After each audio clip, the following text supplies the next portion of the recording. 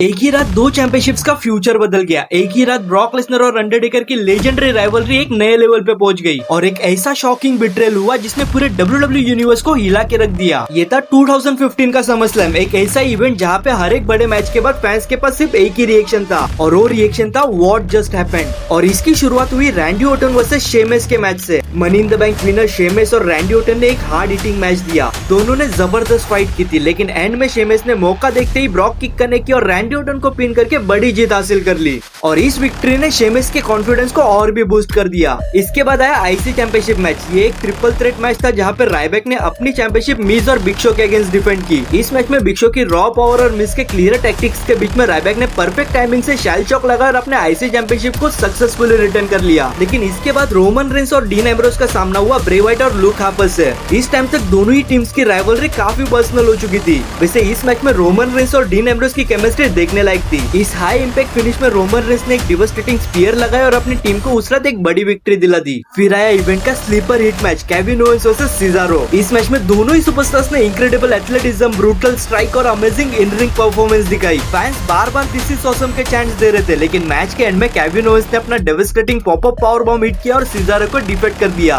और अब बारी थी रात के सबसे बड़े चैंपियनशिप मैच की। Yes, winner takes all. और ये John Cena versus Seth Rollins के बिटवीन हुआ था। एक तरफ जॉन सीना जो अपनी यूएस चैंपियनशिप डिफेंड कर रहे थे, वही दूसरी तरफ WWE world heavyweight champion Seth Rollins. Match अपने पीक पर था, तभी होस्ट जॉन स्टुअर्ट ने शॉकिंग इंटरफेरेंस करते हुए स्टील चेयर से जॉन सीना पे अटैक कर दिया और इस अनएक्सपेक्टेड बिट्रेल का फायदा उठाते हुए सेथ रॉलिंस ने जॉन सीना को पिन कर दिया और एक ही रात में सेथ रॉलिंस डबल चैंपियन बन गए। एंड अब था मेन इवेंट जिसका हर एक WWE फैन बेसब्री से इंतजार कर रहा था। Yes, Undertaker versus Brock Lesnar. WrestleMania 30 के बाद पहली बार दोनों लेजेंड्स एक बार फिर रिंग में आमने सामने आ चुके थे। Match brutal strike, German suplex, F5 और थॉम्पसन से भरा पड़ा था। दोनों किसी भी कीमत पर हार मानने को तैयार नहीं थे। एक मोमेंट ऐसा भी आया था जब लगा कि अंडरटेकर ब्रॉक लेसनर के किमोरा लॉक में टैप आउट कर चुके हैं, लेकिन रेफरी ने वो मोमेंट देखा ही नहीं और इसी कंट्रोवर्सी के बाद अंडरटेकर ने हेल्स गेट सबमिशन लॉक कर दिया और टाइम कीपर ने बेल बजा दी। ब्रॉक लेसनर टेक्निकली सबमिट तो नहीं हुए थे, फिर भी मैच अंडरटेकर के नाम कर दिया गया और इसी कंट्रोवर्शियल एंडिंग ने पूरी WWE यूनिवर्स को दो हिस्सों में बांट दिया, जिससे ये राइवलरी और भी लेजेंडरी बन गई।